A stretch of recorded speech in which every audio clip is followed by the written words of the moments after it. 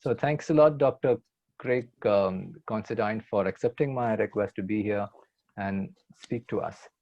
And I think this topic has always been close to my heart. I have been also studying my own prophet, especially after 9/11, as you have also pointed out in your book, when people started demonizing Islam and its own prophet. Of course, the Charlie Hebdo cartoons were also a case in point, and recently they reprinted them just to harass the Muslims. So therefore, this discussion assumes significance in the context of Charlie Hebdo and all that's happening across the globe in terms of Islamophobia, even Muslimophobia. And there's also prophetophobia because, as we know, fake news, propaganda, and trolling is not a 21st century phenomenon, and it's been there for a long time. And that's how communities have been demonized in the past. So therefore, in this context, this discussion of Dr. Craig, dear friends, assumes extreme importance. And this book, believe me, I have read it, and it's been written with such passion and with an intention to bring about the unity among not just Muslims and Christians, but among all people, especially the people of the Semitic religions or of the Abrahamic faith. Because he says, why at one point in time, Dr. Craig talks about, why talk about just Judeo-Christian? This term, he said, why can't it be expanded to Judeo-Christian Islamic tradition? I mean, why don't we include all the three religions and forge a universal brotherhood with all people in the world? So I think his vision is universal, and this book is extremely important for those. I'm sure this book will soon be available in India now. I hope so. I'm hoping to do a review of this book in an Indian newspaper. Once that is done, I'm sure some Indian publication will make it available here, inshallah. And I'm hoping that. So before we go and discuss into the book, I'll just give you, Dr. Craig Considine, also most of you may not know him in India. He's a global speaker and he's a professor based in the Department of Sociology at the Rice University, which is based in Houston, Texas. His previous books have been Muslims in America, Examining the Facts. That was in 2018, and he's a prolific writer. The very next year, he came up with another book called Islam in America, Exploring the Issues. But I think Craig's identity has more to do, or should be defined, in my opinion, in terms of this particular book which we are going to discuss today, The Humanity of Muhammad, a Christian View, because he's a devout Christian, and yet he has come up with, absolutely with no kind of negative feelings. In fact, all the feelings that he espouses in these books are totally positive about Islam and the Prophet of Islam.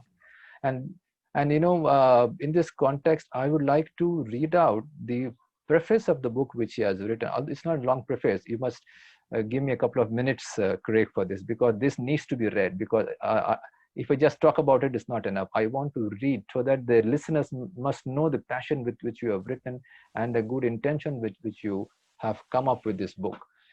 So I'd like to read from this preface, which is a very important one in terms of the Muslim-Christian and, of course, Muslim-Christian-Jewish relationship, or universal brotherhood in short.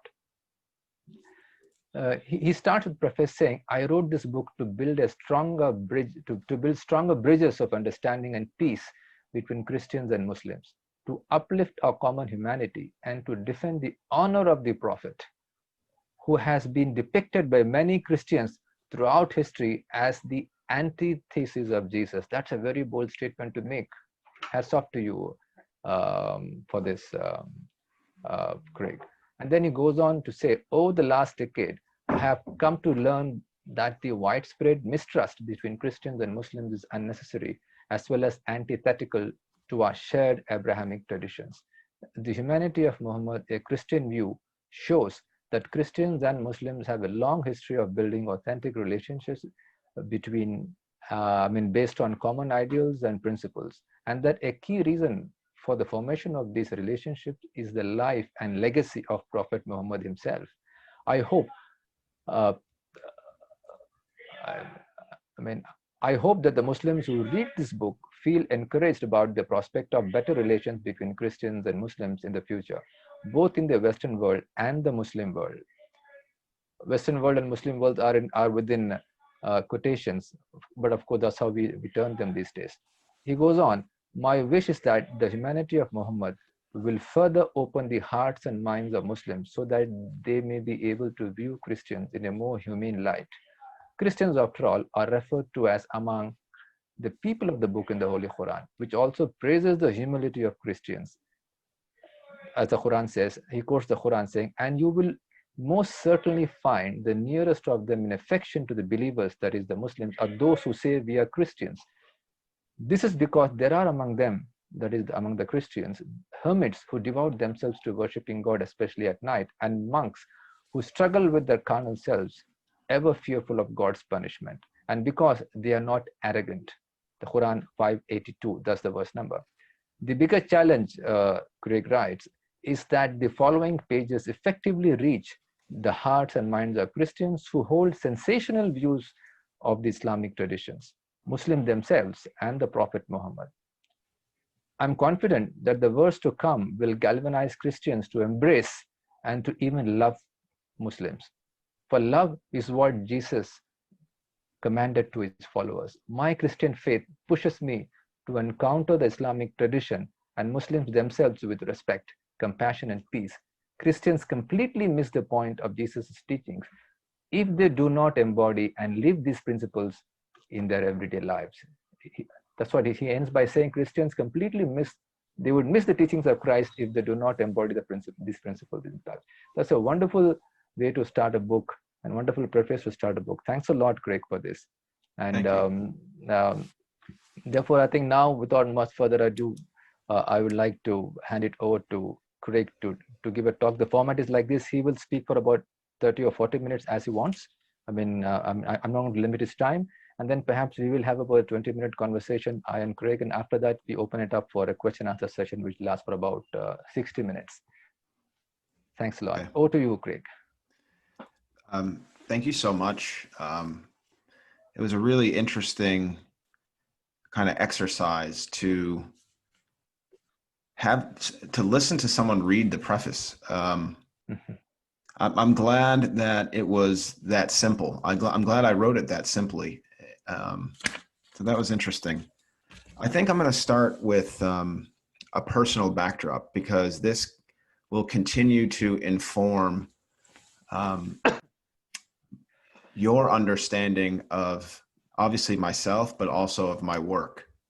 And particularly this book, The Humanity of Muhammad, A Christian View, which was published in July by Blue Dome Press, which is based here in New Jersey. So when people ask me, how did I get involved in Christian-Muslim relations and Islamic studies, I tend to go back to when I was 16 years old, when 9/11 happened.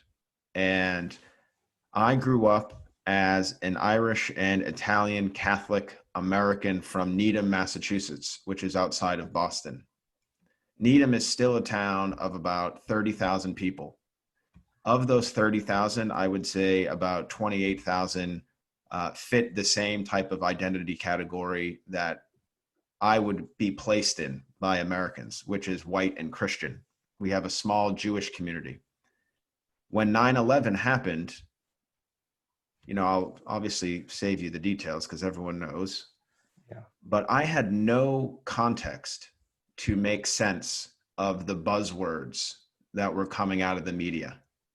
We were hearing things like jihad, holy war, this entire group of people that constitutes 1/4 of the human population wanted to eradicate America and me. And remember, I'm 16 years old.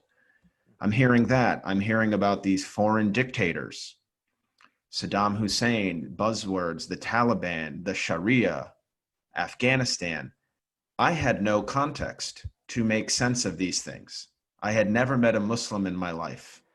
I had never been to a mosque in my life. When I was in Catholic school, we never learned about other faiths. We only learned about ours. In public school, we never learned about the Islamic tradition. When they taught us history, they taught us Western history, which is funny too, because it assumes that Islam is not part of Western history, which is just like an assumption that people make, even though, Europe has really always had a flair of Islam, if I could say that. It was really easy for me as well when I was a young man with no social interaction history with Muslims to kind of fall into the trap of what we might refer to as Islamophobia or, anti-Muslim sentiment. And I mentioned this in the book. One of the things that really sticks out to me about 9/11 is when classes were canceled that day. And I remember hearing racist words being spewed in the hallway by my friends, things that I won't repeat here, but racialized terms about Muslims and Arabs.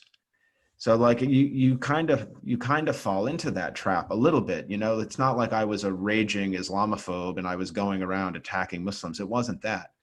But when it came time to go to college, I decided that I wanted to enter into either the State Department or the intelligence agency. And I went to Washington, D.C., obviously the heart of these two entities. And really, I was trying to figure out why something like 9/11 happened. Like, why do these people hate us? Let me learn their language. So I started taking Arabic courses, thinking that one day I'll be able to kind of, be like how Matt Damon is in these movies, and you become this type of spy or something. So my sophomore year at American University, I entered into the course called The World of Islam, which is taught by a great man and a great anthropologist by the name of Akbar Ahmed, who is a great friend to a range of people from India, regardless of their religious tradition.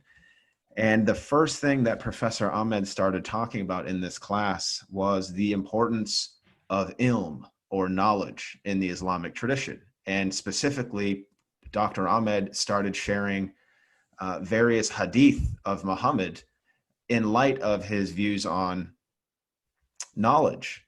And Professor Ahmed used the term, the ink of the scholar is more sacred than the phrase, the ink of the scholar is more sacred than the blood of the martyr, which is Muhammad's saying. And this one quote right there really ruptured my head, my heart, my soul. And I started realizing that there's something bigger going on in life here. And I kind of figured very quickly that my mind had been warped, and Dr. Ahmed is starting the process of me unwarping my own mind. So we moved on. I worked with Dr. Ahmed for several years. I did Journey into America with him. We went around the United States for 1 year, went to over 100 mosques, and we were exploring the question of what it meant to be an American through the lens of Muslims. And we ended up he wrote a book, Journey into America, The Challenge of Islam. And then we directed a documentary, which you can find on YouTube, called Journey into America. And this was a very widely recognized documentary. We interviewed Noam Chomsky, Hamza Yusuf, Jesse Jackson, and a range of other folks. When I kind of branched away from Dr. Ahmed, I decided to enter into a PhD program, and I moved to Ireland, to Trinity College. And I was studying the experiences of young Pakistani men who happened to be Muslim and non-Muslim in Boston, where I was from, and in Dublin. And it was when I was in Dublin that I came across John Andrew Morrow's groundbreaking book, The Covenants of the Prophet Muhammad with the Christians of the World. And this book was another major light bulb moment in my life, because actually, before that, he published it in 2013. And actually, up until that time, I was not very familiar with Prophet Muhammad's life and legacy. I was more focusing on the clash of civilizations. So John introduces me to not only Prophet Muhammad's vision for the Ummah, but he also introduces me to the relationships that he had with Christians. So I start reading Dr. Morrow's book, and I start viewing the various covenants that Muhammad had entered. But his book is also very deep in history of who these Christians were. So I thought to myself, this is really important. Here you have the leader, the visionary of one of the world's historic faiths, and the leader, the prophet of a quarter of the human population today. And he's been denigrated, as I noted in the preface. But in reality, if you look at his life, and if you look at the historical records, we have so many stories about his life and legacy that can teach us how to successfully navigate the challenges of today's world. You know, how do we deal with diversity? How do we deal with engaging with the religious other? How do we actually create state structures? What type of state political structures should we be putting in place to deal with this diversity? So the book, The Humanity of Muhammad, A Christian View, is definitely inspired by some of the personal things that I've talked about, but I'm also genuinely inspired, not only as a person of faith, but also as an academic, in looking to the history of Muhammad's interactions with Christians and Jews, and the book is a manifestation of that. So there's only 6 chapters in the book. There's a preface, an intro, and then 6 chapters, and then a conclusion. But I'll probably go through the first 3 chapters and then briefly cover the others. But the first chapter focuses on religious pluralism. So Professor Diana Eck of Harvard University, the founder of the Harvard Pluralism Project, is a top-notch scholar, and the Pluralism Project is really one of the best resources for you if you're trying to get a better understanding for religion in America at large. And Diana Eck essentially is concerned with the lack of dialogue, connection, interaction, and integration among the various religious communities in a given city in America. And she's saying, because we tolerate each other, you know, toleration, in her opinion, isn't a bad thing. But when I put it to you this way, when you tolerate a behavior of a loved one, your wife, your husband, your child, you know, there's something a bit iffy about tolerance. You know, you're putting up with something. You're letting people be themselves, even though it may be detrimental. And Eck is saying, because we just tolerate, which is standoffish, we run into the problem of reproducing the old divisions amongst us, because we've never really truly got to know one another. We've never put in that real deep effort that is needed. So she refers to pluralism as the necessary medicine for societal ills and divisions between religious peoples. And she calls religious pluralism, or describes it as, the energetic engagement with religious diversity, right? The energetic engagement. So it's more active than tolerance. And we see Prophet Muhammad engaging in this process of religious pluralism. And I give a few examples in the book, but the main one is based in the year 630, when the Christians of Najran, a delegation of scholars and political figures and students, traveled to Medina. And, you know, Muhammad obviously naturally tolerates them. He extended an invitation. So like, we already see the pluralism kind of starting, right? He invited them into his masjid. Now, when they're in the masjid, the Ummah and the Christians of Najran, they actually start digging into the details. And the history books and the sources tell us that they engaged in a conversation about Christology, the nature of Christ. And we also know, according to the sources, that they didn't necessarily agree on all of these different interpretations of Jesus's nature, whether it was divine or not. And the sources also say that both sides were okay with that. You know, but if you merely tolerated someone's idea, you know, like, you just say, well, you can have your opinion, that's fine. But when you engage in it, you know, you get a deeper understanding, you know, so you don't just hate something because someone offends your prophet. You know, instead of saying, well, if someone says Jesus is not divine, I'd be like, okay, well, that's interesting. I mean, okay, that's your point. Let's talk about it. Let's come to a deeper understanding. So Muhammad was engaging in this way. And then the kind of pinnacle of the pluralism in this respect is when the Christians of Najran went to leave to go offer their prayers, they were heading outside the door in the masjid, and Muhammad said, hang on, you're already in a house of God, the monotheistic God. Why don't you come in here and use this place of worship as a, you know, and we're opening our doors as a sign of honor and respect. So to me, that's not tolerance, you know, that's pushing it even further. So this energetic engagement with religious diversity is something that is needed. And to give you a statistic that I think I mentioned in the book, and it'll give you a little glimpse into the American context. There was a poll that's a little outdated at this point, but it was published in 2015. I think it was by the Huffington Post and YouGov. And it found that 57% of Americans had unfavorable views of Muslims. So 57%, more than half of America did not like Muslims. But of that 57%, 78% of people had never met a Muslim. I mean, think about how silly that is, right? You're hating something, or you're frowning upon something that you've never met, or if you've never interacted with. That's what Eck is saying. He's like, because we have this toleration, we really don't know each other. That's the problem. The second theme that I explore in the humanity of Muhammad is actually, in a way, the way I set it up is similar to the difference between tolerance and pluralism.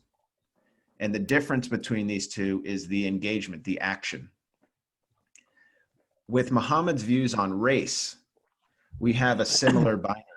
We have this idea of Muhammad being a non-racist. And I think any honest person that is really studying the life and legacy of Muhammad and the Islamic tradition at large, you know, the equality of the races is, I think, one of the things that really stands out about his life and the Islamic tradition as a whole. You know, even Malcolm X said that when he went to performed his Hajj in Mecca.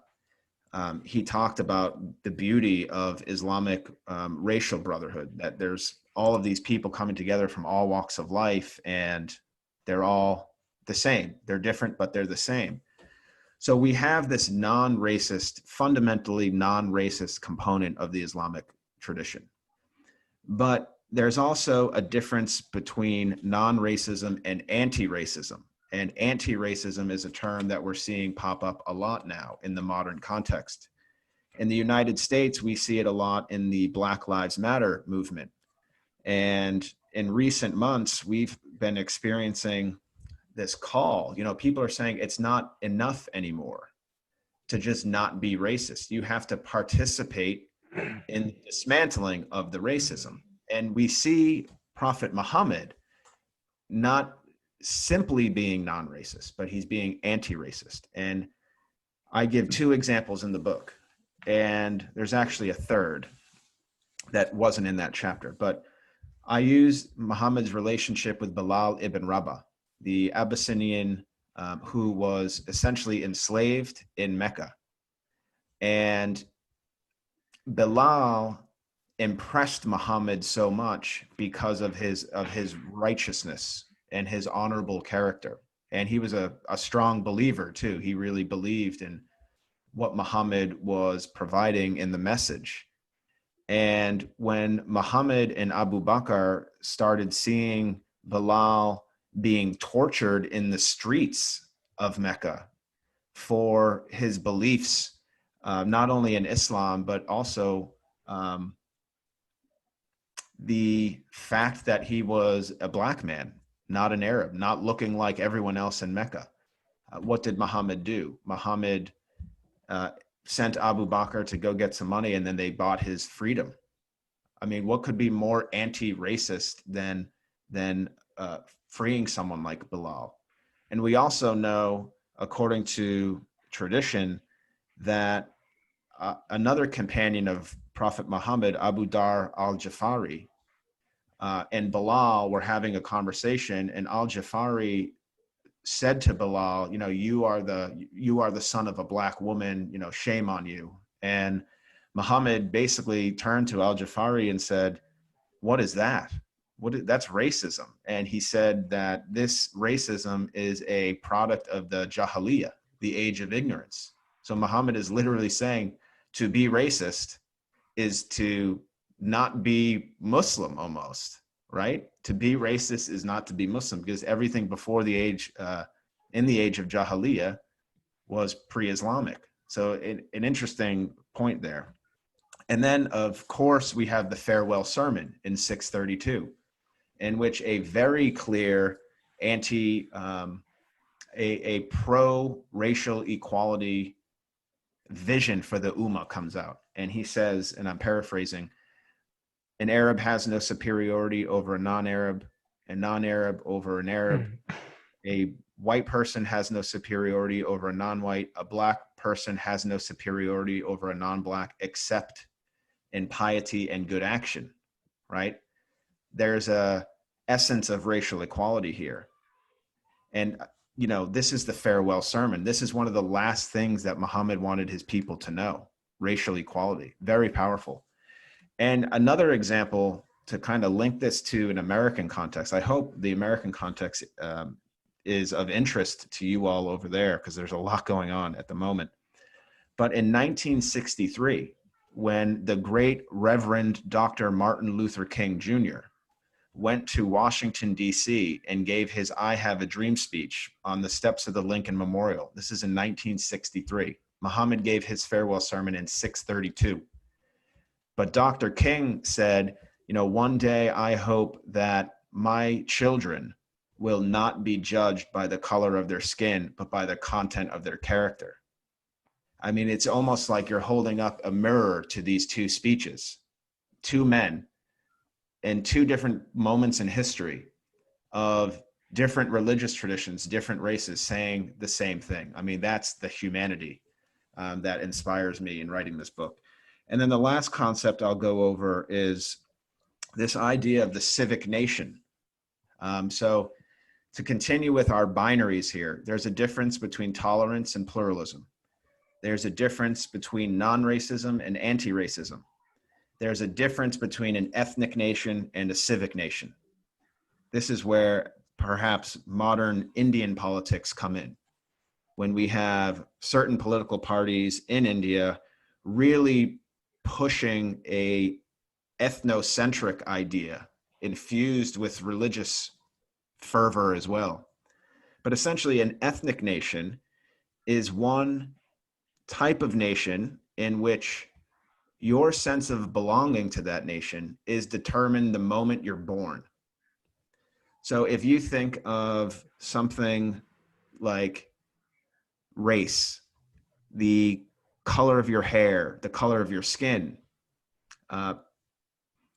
ancestry, lineage, family roots, all of these things are what determine your place in a country. And if you don't fall into this predominant category, you're in trouble. You're left outside of the nation. So like Nazi Germany would be a racial nation. I mean, they were racializing even against white people. It wasn't just white supremacy. It was white supremacy within white supremacy. Obviously, this type of nation is very exclusive. It's determined by biology. Opposing the racial nation or the ethnic nation is the civic nation. The civic nation is a nation that unites people based on constitutional principles and largely democratic values. So in a civic nation, what makes you part of that nation are the rights and liberties that the state gives you and that the state protects. So in the United States, ideally, we have a vision of a civic nation.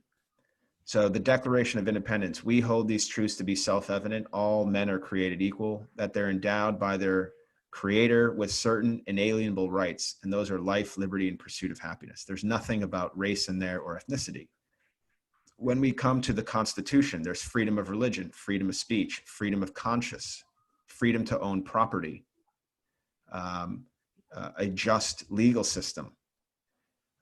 Even, you know, if you go back into American history as well, the first nation to ever recognize the independence of America was the modern state of Morocco. And in the Treaty of Tripoli, which was in 1797, the United States explicitly mentions that we are not a Christian nation and we have no enmity against Muslims anywhere. So the United States, these founding fathers were saying, like, this country, this vision that we're having is one for all people. Muhammad was creating something similar when he migrated to Medina in 622, when he was invited to be the mediator, you know, the ethical man to finally get in between these warring tribes and settle this generational long feud. So Muhammad comes in and, you know, looks at the situation on the ground, understand who are all the parties, and he's trying to figure out, well, how do you come up with a system that is going to work? And they come up with the Constitution of Medina. Constitution of Medina, 622, arguably in many ways, similar to the Magna Carta in the English tradition, similar to, you know, most things that allow freedom of religion and freedom of conscience. And this was in 622. And if you're familiar with the Constitution, it's explicitly mentioning things like, you know, Jews can keep their faith. We have no issue here. And even at a deeper level, the Constitution of Medina created mutual dependence, which is really important, mutual dependence. So if one member of the Medina Confederation of all these tribes, part of a larger tribe, if one nation or tribe is attacked, then it's a war on everyone, right? So you're not loyal anymore, and you're not showing your allegiance anymore to things that are exclusive, like race, tribalism, ethnicity, where Muhammad was saying we're trying to achieve something bigger. So we had pluralism, anti-racism, and the civic nation. And then the other chapters in the book, the longest chapter is about knowledge and seeking knowledge. And that chapter really dives into history and looks at all of these moments in time in which these themes come up of, you know, civic nation and you know, compassion and peace and bridge building between Christians and Muslims. There's another chapter on women's rights, and I focus largely in that chapter on two women in Muhammad's life, Khadija and Aisha. And then I say a few things in there about the observance of hijab. The last chapter focuses on the golden rule. And in this chapter, I pull largely from the Bible and the Quran. And I look at some basic theological similarities. And then the final chapter kind of ends it all, wraps it up, and provide my views of Muhammad. As a Christian, I've been identifying him as a prophet. I believe he's a prophet, and a lot of people have questioned, like, how is that possible? How can a Christian be someone who recognizes Muhammad as a prophet? But I do. Maybe we can talk about that. But that's about 30 minutes there. Yeah, if you want, you can go on for another 10 minutes if you. You want to say anything? Yeah, why not? Yes. We can speak for 20 minutes after that. You can go up to, or you can take another 10 minutes if you want. What about, you don't want to do questions? I don't mind doing questions. Yeah, no, questions will be, we still have time for that. But if you have something else to say, no problem. We don't mind listening to you. I mean, it's quite interesting what you are narrating. Okay. If you could, I mean, talk about the concluding part of your book, that will be fantastic. Okay. Yeah. So there's a passage in the Bible that refers to a potential prophet coming at some point. And without saying that this, you know, verse is speaking specifically about Muhammad, I kind of explore the entire dynamic around that as just leaving open the possibility of just looking at someone like Muhammad and saying, could he fit that role? It's not, we don't have to come to this final conclusion of like, was the Bible forecasting Muhammad or was he not? I think we should just look more at his life and legacy and maybe just question, would he be the type of person that could fulfill this type of prophecy, to fulfill a new type of revelation? And I think that's the most kind of pronounced point in the conclusion. But all of these things, my beliefs about Muhammad and his interactions with Christians have actually led to another book, which I don't mind talking about here. And this is called People of the Book, Prophet Muhammad's Encounters with Christians. This book is currently being reviewed. It should be out in May of 2021, and it'll be distributed by Oxford. It will be published by Hearst. And this book was spectacular to research. Essentially, it's a biography of Muhammad's life as told through his interactions with Christians and what we know of them. And the book analyzes these interactions in light of sociological concepts, many of which we kind of just went over here. And it also provides a deep dive into the types of Christians that were in Muhammad's midst and what they believed about Christology. So in researching for this book, the most eye-opening and fascinating part of that experience was diving into the Christology. And I felt kind of frustrated, actually, as a Christian, because when we were growing up and we were indoctrinated, right? I mean, every person who is religious faces indoctrination at some point, but they never taught us in school about the origins of the Trinity, the intellectual thought behind the Trinity, the development of the Trinity. It was just pretty much, okay, this is monotheism. That's it. There's a manifestation of three within that monotheism. But really, to understand who Muhammad was interacting with in terms of Christians, you have to go back to Christian history. And that's what I did. And I went back, really, it starts in the 1st century, really, when Jesus passes and the disciples are migrating around the world, spreading Jesus's teachings. You had divisions within the early Christian community on the direction and the nature of the church. And you had James, who is said to have been Jesus's brother. He was the head of the Jerusalem church. And this is according to, I think, most sources. He was the head of the Jerusalem church. And James is said to have been the leader of what is kind of broadly referred to as the Jewish Christians. And the Jewish Christians essentially were believers in Jesus, but not Jesus being the Son of God. He was just a great prophet, and he was the Messiah, but he was not the Son of God.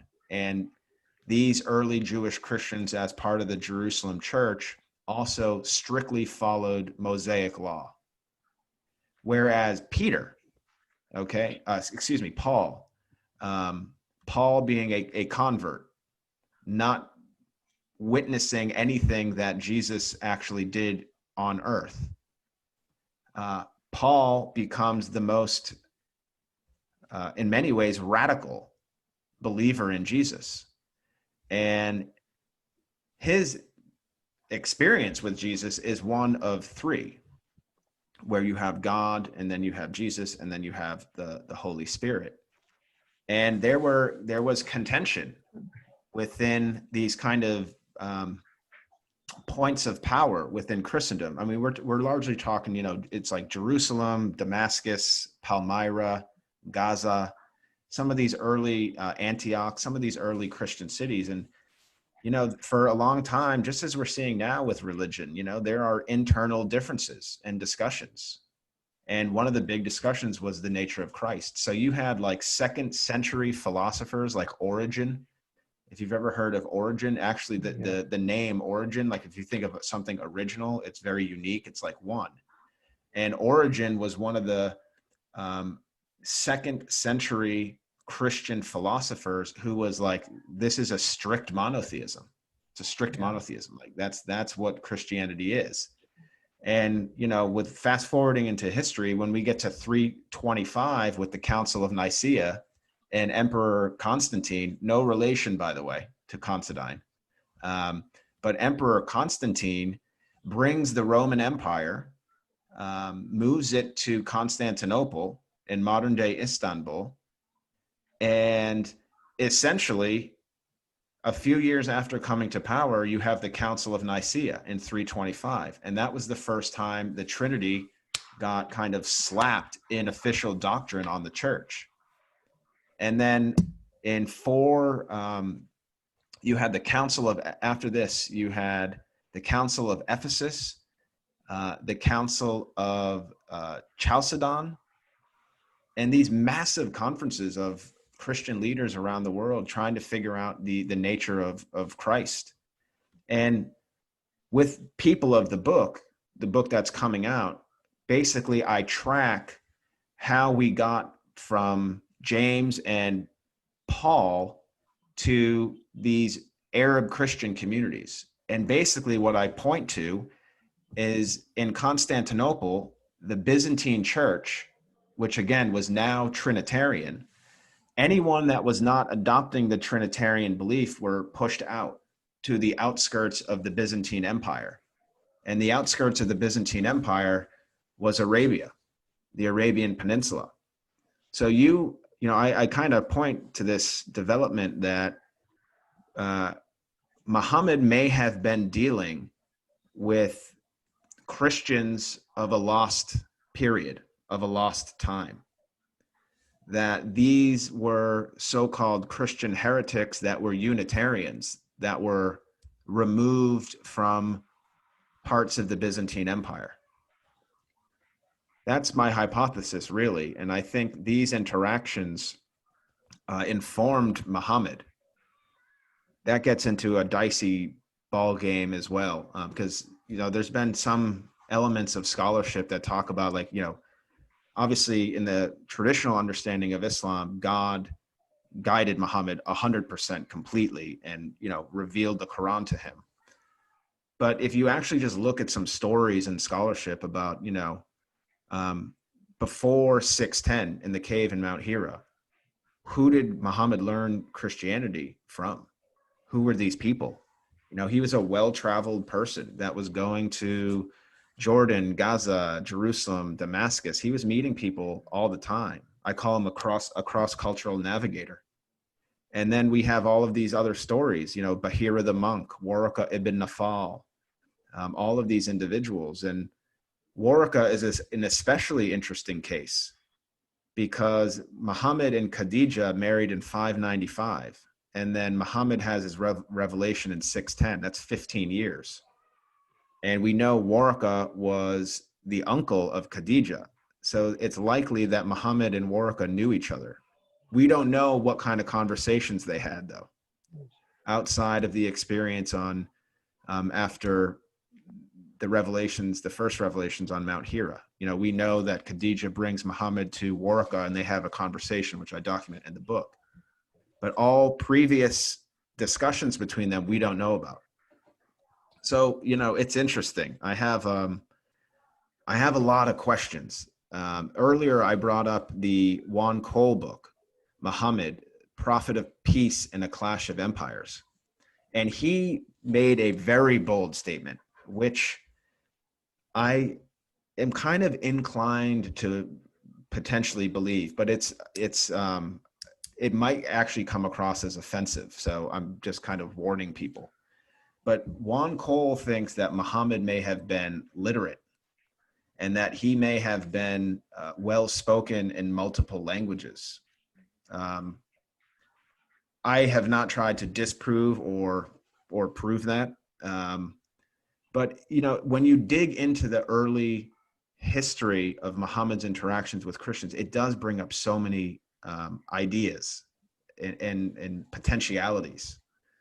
You know, did he ever pick up a Bible?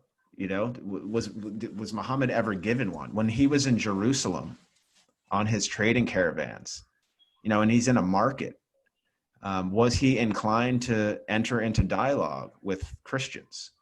Because we're told from birth, really, he always leaned towards monotheism.